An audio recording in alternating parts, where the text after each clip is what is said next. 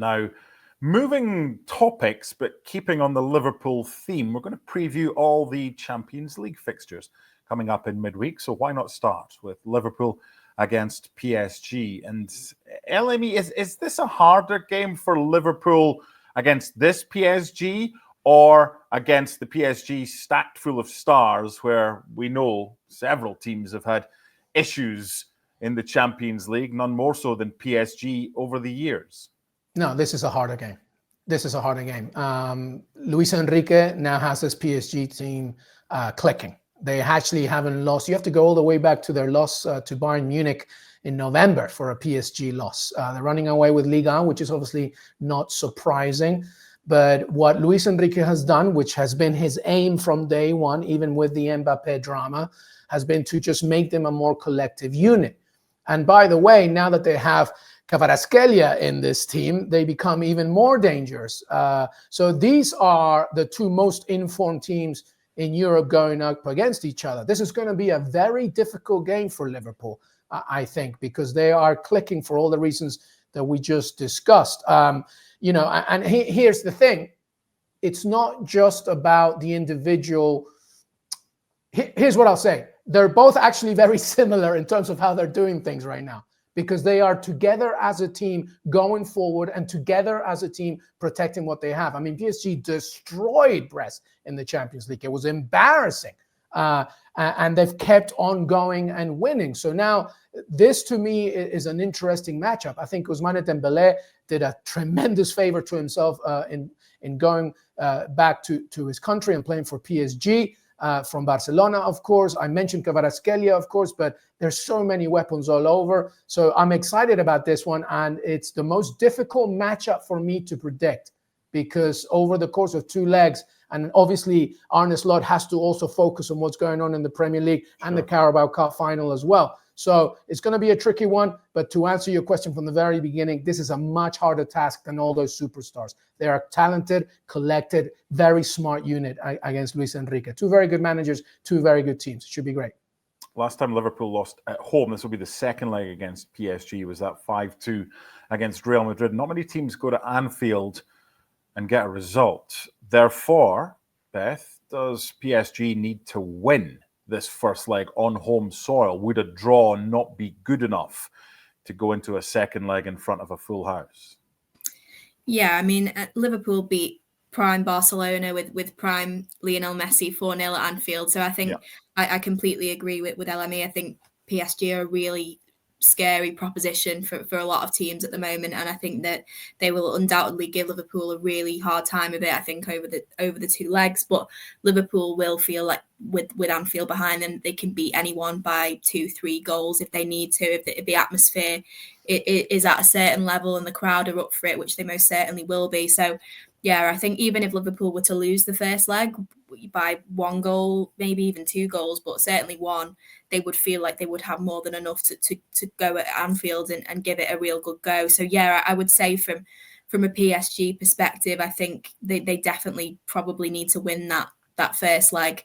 As they certainly can't afford to let Liverpool win that on Wednesday night. I think they need to be going to Anfield with something to defend and to fight for, and then they've obviously got such an incredible wealth of attacking talent that they can maybe then look to sort of soak up the pressure at Anfield and hit Liverpool on the counter. But yeah, I think that first leg being away from home and the second leg being at Anfield, I think is why for me Liverpool maybe just have the edge in terms of likelihood of getting through to the quarterfinals. So the winners of that tie face the winners of Club Brugge against Aston Villa. So I was looking back at Tyrone Mings' Wikipedia, because everything on Wikipedia is true. I didn't ever see him as a goalkeeper, an actual goalkeeper, where he was the named goalkeeper. I've seen him pick the ball up before. And that was against Club Brugge in the league stage. This is the draw that Club Brugge wanted, and it's the draw that Aston Villa wanted. Everybody's happy here, but your boys are sluggish a wee bit, losing 4-1 at Palace. You confident or nervous about this tie? No, I'm cautiously optimistic, but to your point, that Palace loss, it's not often that I criticize Unai Emery. I think he got it wrong with his lineup and his strategy. It was the 7th game of the month. Like, legs are wearing, and unfairly so, because Villa only have one Premier League game in March. Everything was kind of bundled up in February. But Palace deserved the win. Villa deserved the loss, and Unai Emery made some mistakes. But I think you began with the correct statement here. Both sides are pretty happy overall that they're facing each other. This, of course, as you mentioned, was, I've seen some things as a Villa fan, and for Tyrone Mings to do this, to pick up the ball after Divo Martinez passes it to him from a goal kick, was absolutely hilarious for the wrong reasons. And Brugge ended up winning 1-0 in the league phase. But Brugge surprised me a lot when they beat Atalanta, because they were my dark horses to go far here. They played very well against the Serie A side, got the tactics absolutely spot on against Gasperini's team. So now I'm thinking this game, and any game really in this round of 16, is going to be difficult, especially for Villa. Yes, and Villa are looking tired, and they need to get these players back on form. As we tape, of course, looking ahead to an FA Cup fifth round matchup against Cardiff.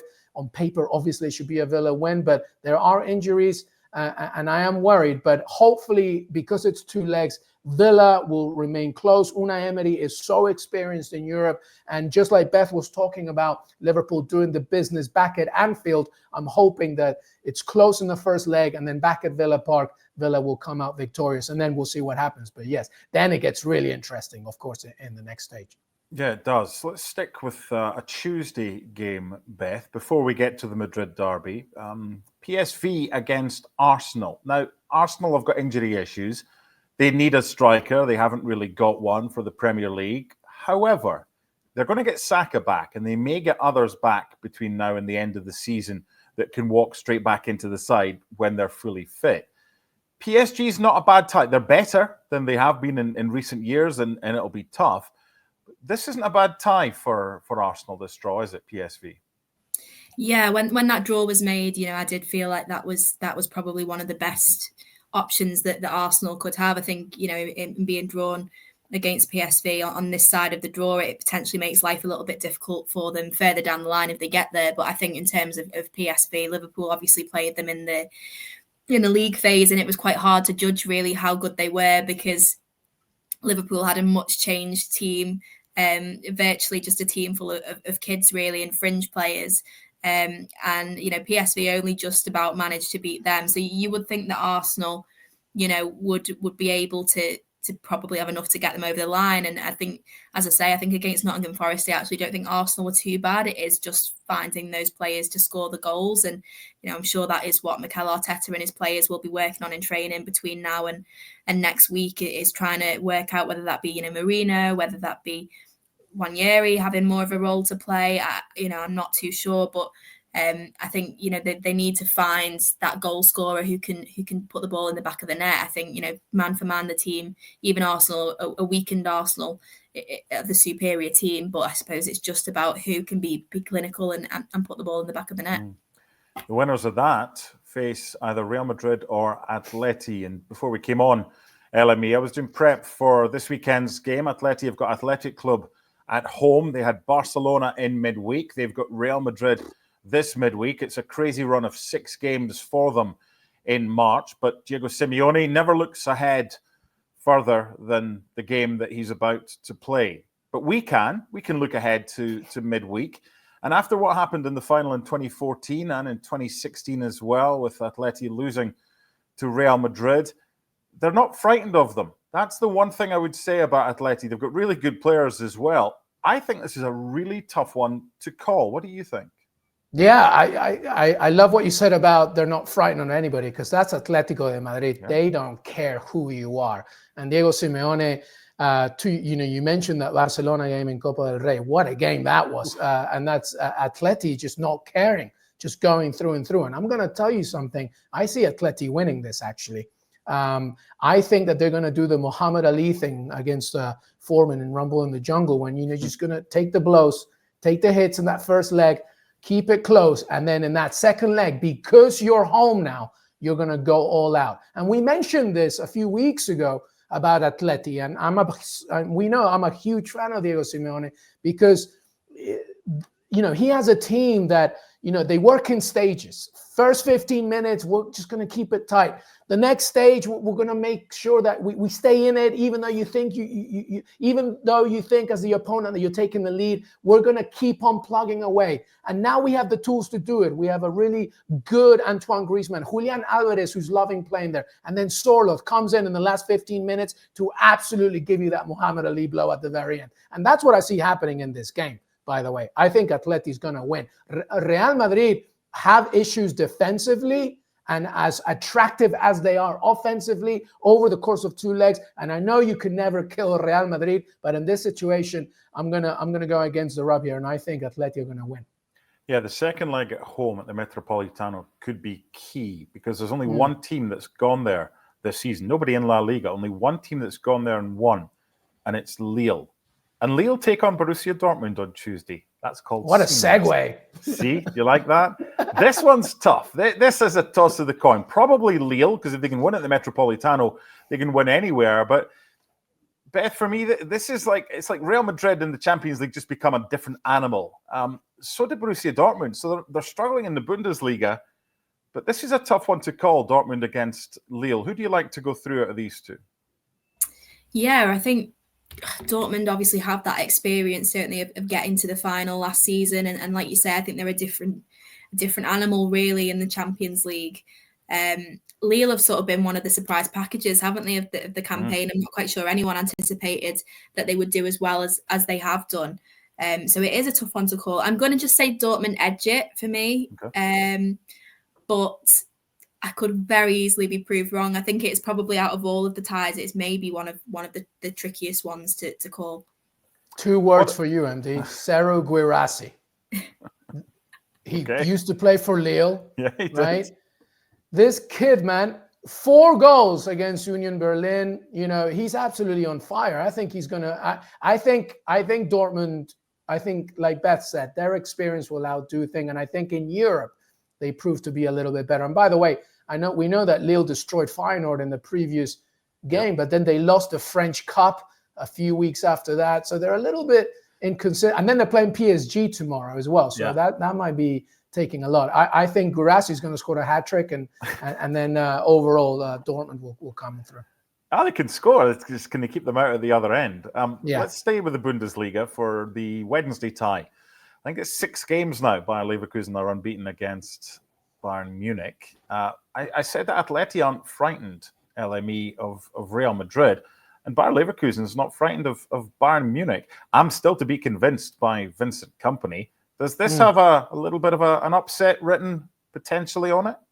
Yeah, I think so. Because we talked about, you mentioned not afraid. Leverkusen should never be afraid because they have Xabi Alonso, who is just the kind of manager that if you're a player and you enter that dressing room and you're about to enter the pitch to play a game, and your manager Xabi Alonso, you're just so happy because you know exactly what you're doing for 90 minutes. And I think that's why Leverkusen has such a good record, specifically recently, because Kompany has never beaten Leverkusen. I mean, I say never, obviously, it's very recent, but they have already played 3 times, and Leverkusen has always either come up on top or not lost. And I think this game is going to be tricky for Bayern Munich for all those reasons, because I think that Leverkusen is such a well-oiled machine. And by the way, in the previous round, they needed a 94th minute goal from Alphonso Davies to draw against Celtic at home. So Leverkusen are definitely not going to fear anything. Harry Kane is obviously going to be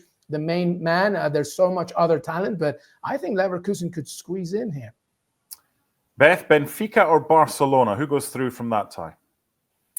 It has to be Barcelona, doesn't it? I mean, I know that they've maybe not had, they've been slightly wobbly at times over the past few weeks, but I do think Barcelona, for me, just have far too much firepower.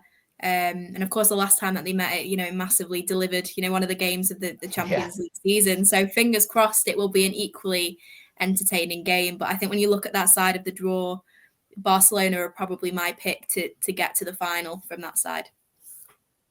Over Liverpool?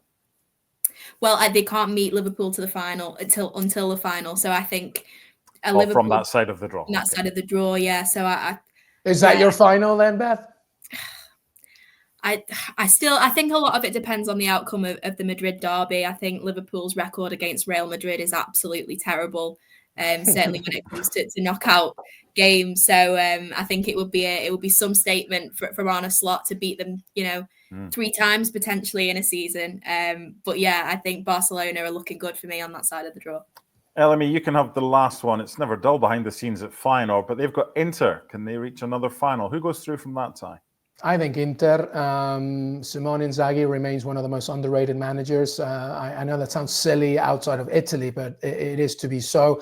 They're leading in Serie A. It hasn't been always great, and it never really is with Inter, both externally and internally. But Feyenoord, especially, that last game against Milan, I think, they were lucky about Milan's red card.